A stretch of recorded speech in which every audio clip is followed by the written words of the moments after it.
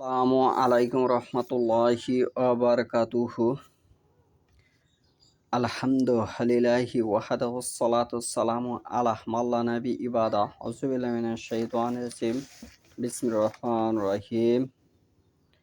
বাবু সালাতিন নাওয়াফিল জামাআহ। আজকের বক্তব্যের বিষয় হলো নফল সালাত জামাতের সাথে আদায় করা সম্পর্কে। নফল সালাত জামাতের সাথে আদায় করা সম্পর্কে আমাদের ভারতবর্ষে মুসলমান অধিকাংশ খাতিরে নফল সালাতগুলো জামাতবদ্ধভাবে আদায় করে না। এটি আসলে হয় ইসলাম না জানার কারণে। আমি যে হাদিসটি তেলাওয়াত করেছি সহিহ বুখারীর প্রথম খণ্ড, পর্ব 19, অধ্যায় 36। এ বিষয়ে জাকার আহু আনাস ওয়া আয়েশা রাদিয়াল্লাহু আনহুমা আনিন নবী সাল্লাল্লাহু আলাইহি ওয়াসাল্লাম। এ বিষয়ে আনাস ও আয়েশা রাদিয়াল্লাহু নবী সাল্লাল্লাহু আলাইহি ওয়াসাল্লাম হতে বর্ণনা করেছেন। হাদিস নম্বর হচ্ছে সহিহ বুখারী প্রথম খণ্ড 1185। হাদিস নম্বর হচ্ছে সহিহ বুখারী প্রথম খণ্ড 1185। আন ইবনু শিহাব ক্বালা আকবারানি মাহমুদা ইবনু রাবিইল আনসারি আন্নাহু আকালা রাসূলুল্লাহি সাল্লাল্লাহু আলাইহি ওয়াসাল্লাম ওয়া আকালা মাসসাহা ফি ওয়াজহিহি মিন বিইরিন কানাত ফি দারিহিম। ইবনু শিহাব রহমতুল্লাহ হতে বর্ণিত, তিনি বলেন, মাহমুদ ইবনু রাবি আনসারি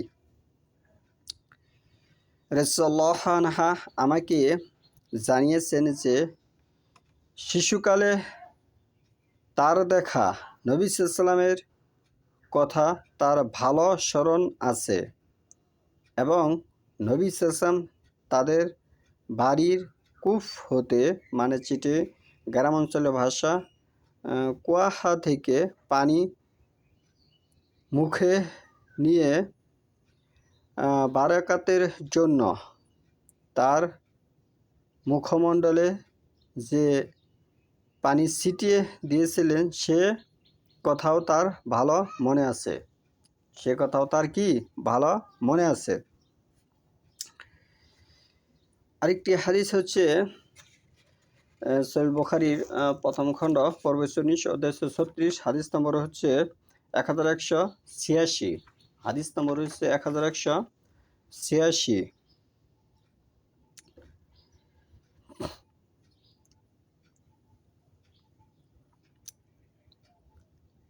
ইবনু মালিক আনসারি ওয়াকানা মিম্মান শাহিদা বাদআরান মা'a রাসূলুল্লাহি সাল্লাল্লাহু আলাইহি ওয়াসাল্লাম ইয়াকুলু কুনতু উসাল্লি লিকাউমি বি বাআনি সালিম ওয়া কানা ইয়াহুলু বাইনি ওয়া বাইনাহুম ওয়াদিন ইযা জাআত আমতারু ফায়াশুকু আলাইয়া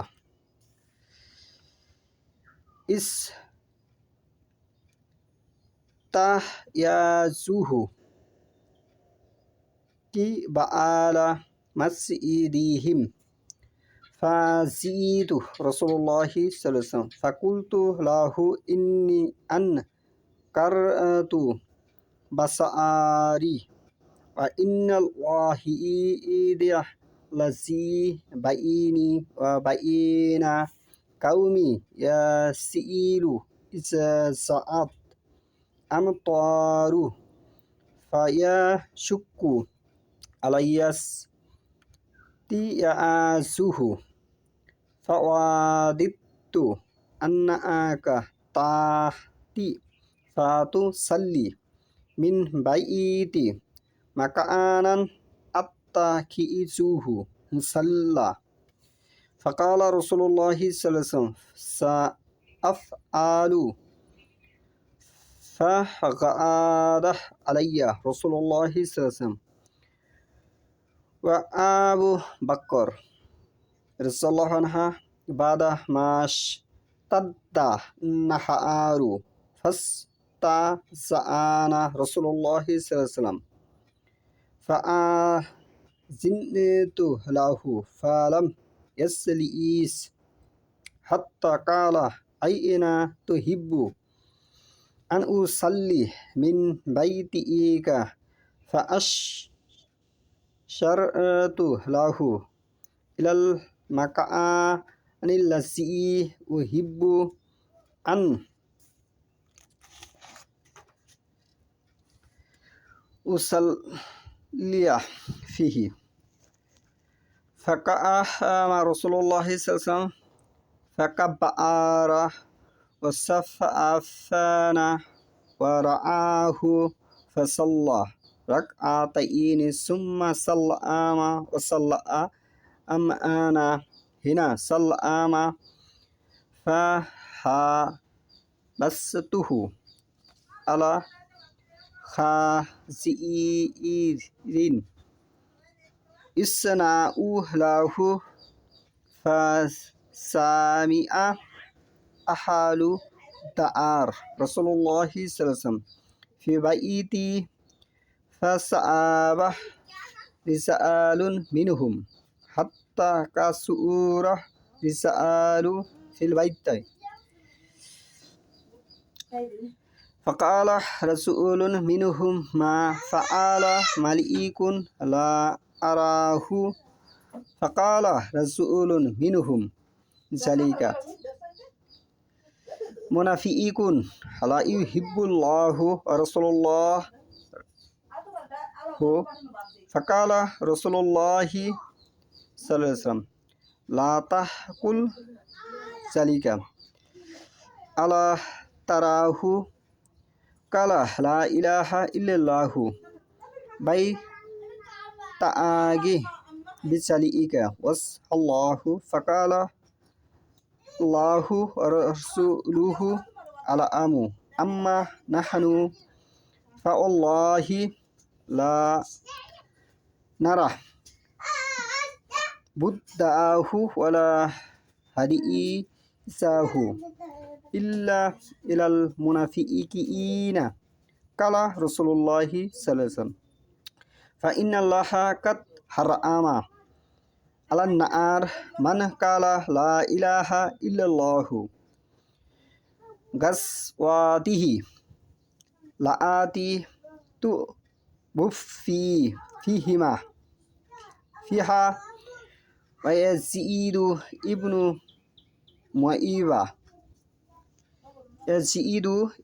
মুআইবা আলাইহিম বিআরজি রুম। রোম হচ্ছে একটি দেশের নাম, সে দেশের সে আমির ছিল। ফা আনকারাহা আলাইয়া আবু আইয়ুব কালা ওয়াল্লাহি মা আজুন্নু রাসূলুল্লাহি সাল্লাল্লাহু আলাইহি ওয়াসাল্লাম কালা মা কুলতু কাত্তু কাব্বারা জালিকা আলাইয়া ফাসাআলহাতু লিল্লাহি আলাইয়া ইন সাল্লা মাআনি হাত্তা আকফুলা বিন গাসওয়াতি আন আসআলা আনহা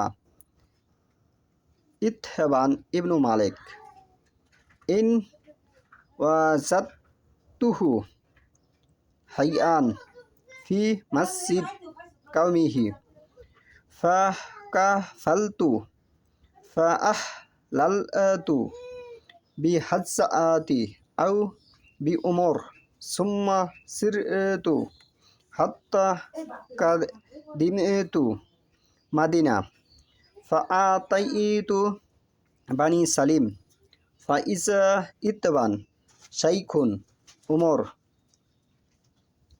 আমা ইউসাল্লি লিকাউমিহি ফালাম্মা সাল্লামা মিন সালাতি সাল্লামতু আলাইহি ওয়া আখবারতুহু মান আনা সুম্মা সাআলতুহু আন যালিকা হাদিস ফাহাদ্দাসানিহি কামা হাদ্দাসানিহি আও উলা মারআতান।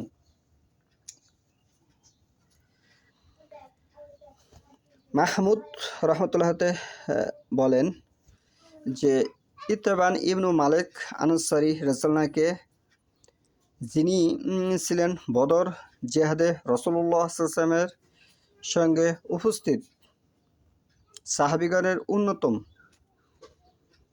বলতে শুনেছেন যে আমি আমার কাউম ইবনু সালিমের সালাতে ইমামতি করতাম। আমার ও তাদের কাউমের মসজিদের মধ্যে ছিল একটি উপত্যকা। বৃষ্টি হলে উপত্যকা আমার মসজিদ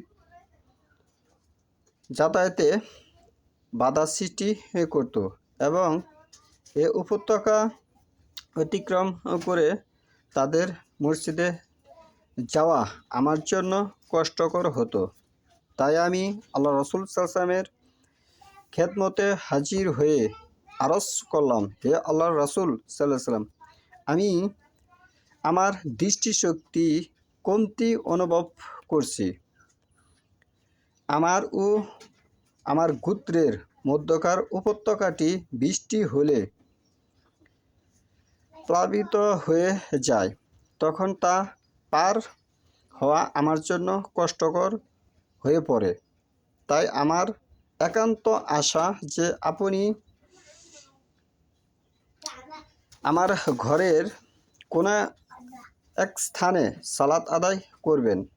আমি সে স্থানটিকে সালাতের স্থানরূপে নির্ধারিত করে নিব। আল্লাহর রসুল সাল্লাল্লাহু আলাইহি ওয়াসাল্লাম ইরশাদ করেন, শীঘ্রই তা করব। পরের দিন সূর্যের উত্তাপ যখন বেড়ে গেল, তখন আল্লাহ রসুল সাল্লাল্লাহু আলাইহি ওয়াসাল্লাম এবং আবু বকর রাদিয়াল্লাহু আনহু আসলেন। আল্লাহ রসুল সাল্লাল্লাহু আলাইহি ওয়াসাল্লাম প্রবেশের অনুমতি চাইলে আমি তাকে স্বাগত জানালাম। তিনি প্রবেশ না করেই আমাকে জিজ্ঞেস করলেন, তোমার ঘরের কোন জায়গায় আমার সালাত আদায় করা তুমি পছন্দ করো? যে স্থানে সালাত আদায় করা আমার পছন্দ ছিল, তাকে আমি সে স্থানের দিকে ইঙ্গিত করে দেখালাম। আল্লাহ রসুল সাল্লাল্লাহু আলাইহি ওয়াসাল্লাম দাঁড়িয়ে তাকবীর বললেন। সালাত আদায় করতে সময় দাঁড়িয়ে তাকবীর বলতে হয়, এ হাদিস থেকে স্পষ্ট বোঝা যাচ্ছে। আমরা সারিবদ্ধভাবে তার পিছনে দাঁড়ালাম। তার মানে নফল সালাত জামাতবদ্ধভাবে আদায় করা যাবে, এ হাদিস থেকে স্পষ্ট বোঝা যাচ্ছে। তিনি 2 রাকাত সালাত আদায় করে সালাম ফিরালেন। তার সালাম ফিরানোর সময় আমরাও সালাম ফিরালাম। অতঃপর তার উদ্দেশ্যে যে খাবার প্রস্তুত করা হচ্ছিল তা আহারের জন্য আমি বিলম্ব ঘটালাম, কিছুক্ষণ একটু দেরি করলো। ইতিমধ্যে মহল্লার লোকেরা আমার বাড়িতে আল্লাহ রসুল সাল্লাল্লাহু আলাইহি ওয়াসাল্লামের অবস্থানের সংবাদ শুনতে পেয়ে তাদের কিছু লোক এসে গেলেন। এমনকি আমার ঘরের অনেক লোকের আগমন ঘটল। তাদের একজন বললেন, মালিক ইবনু বললেন, কি তাকে দেখছি না যে? তাদের একজন জবাব দিলেন, সে মুনাফিক। অন্য একজন জবাব দিল, সে তো মুনাফিক। আল্লাহর রাসূল সাল্লাল্লাহু আলাইহি ওয়াসাল্লাম কে ভালোবাসে না, সে আল্লাহ রাসূল সাল্লাল্লাহু আলাইহি ওয়াসাল্লামকে কি ভালোবাসে না। আল্লাহ রাসূল সাল্লাল্লাহু আলাইহি ওয়াসাল্লাম ইরশাদ করলেন, এমন কথা বলবে না। আল্লাহ রাসূল তার কথার পরিপ্রেক্ষিতে বললেন, এমন কথা বলবে না। তুমি কি লক্ষ্য করছো না যে আল্লাহর সন্তুষ্টি কামনায় লা ইলাহা ইল্লাল্লাহ উচ্চারণ করেছে? তুমি কি লক্ষ্য করছো না যে আল্লাহর সন্তুষ্টি কামনায় সে লা ইলাহা ইল্লাল্লাহ উচ্চারণ করেছে? সে ব্যক্তি বলল, আল্লাহ ও তার রাসূলই অধিক অবগত, মানে অধিক ভালো জানেন। তবে আল্লাহর কসম, ওয়াল্লাহি আল্লাহর কসম, আমরা মুনাফিকদের সাথেই তার ভালোবাসা ও আলাপ আলোচনা দেখতে পাই। আল্লাহ রাসূল সাল্লাল্লাহু আলাইহি ওয়াসাল্লাম ইরশাদ করলেন, আল্লাহ তাআলা সে ব্যক্তিকে জাহান্নামের জন্য হারাম করে দিয়েছেন যে ব্যক্তি আল্লাহর সন্তুষ্টির উদ্দেশ্যে লা ইলাহা ইল্লাল্লাহ উচ্চারণ করে। মাহমুদ রাদিয়াল্লাহু আনহা বলেন, এক যুদ্ধ চলাকালীন সময়ে একদল লোকের নিকট বর্ণনা করলাম। তাদের মধ্যে রাসূলুল্লাহ সাল্লাল্লাহু আলাইহি ওয়াসাল্লামের সাহাবী আবু আইয়ুব আনসারী রাদিয়াল্লাহু আনহু ছিলেন। তিনি সে যুদ্ধে উফাত পেয়েছিলেন। আর ইয়াজিদ ইবনু মুয়াইবা রাদিয়াল্লাহু আনহু রোমানদের দেশে তাদের আমির ছিলেন। আবু আইয়ুব আনসারী রাদিয়াল্লাহু আনহু আমার বর্ণিত হাদিসটি অস্বীকার করে বললেন, আল্লাহর কসম, তুমি যে কথা বলেছ তা যে আল্লাহ রাসূল সাল্লাল্লাহু আলাইহি ওয়াসাল্লাম ইরশাদ করেছেন তা আমি বিশ্বাস করতে পারি না। ফলে তা আমার নিকট ভারী মনে হলো। তখন আমি আল্লাহ রাসূল সাল্লাল্লাহু আলাইহি ওয়াসাল্লাম ইরশাদ নামে প্রতিজ্ঞা করলাম যে যদি এ যুদ্ধ হতে প্রত্যাবর্তন পর্যন্ত তিনি আমাকে নিরাপদ রাখেন, তাহলে আমি ইতবান ইবনু মালিক রাদিয়াল্লাহু তার কওমের মসজিদের বিষয়ে জিজ্ঞেস করব। যদি তাকে জীবিত অবস্থায় পেয়ে যায়, অতঃপর আমি ফিরে চললাম এবং হজ কিংবা উমরার নিয়তে ইহরাম বাঁধলাম বা করলাম। অতঃপর সফর করতে করতে আমি মদিনায় উপনীত হয়ে বনু সালিম গোত্রে উপস্থিত হলাম। দেখতে পেলাম ইতবান, যিনি তখন একজন বৃদ্ধ বা অন্ধ ব্যক্তি। শব্দের অর্থ হচ্ছে অন্ধ ব্যক্তি। কাওমের সালাতে ইমামতি করছেন। ওই কাওমের সালাতের সে ইমামতি করছেন। তিনি সালাত সমাপ্ত হলে আমি তাকে সালাম দিলাম এবং আমার পরিচয় দিয়ে উক্ত হাদিস সম্পর্কে তাকে জিজ্ঞেস করলাম। তিনি প্রথমবারের মতোই হাদিসটি আমাকে শোনালেন।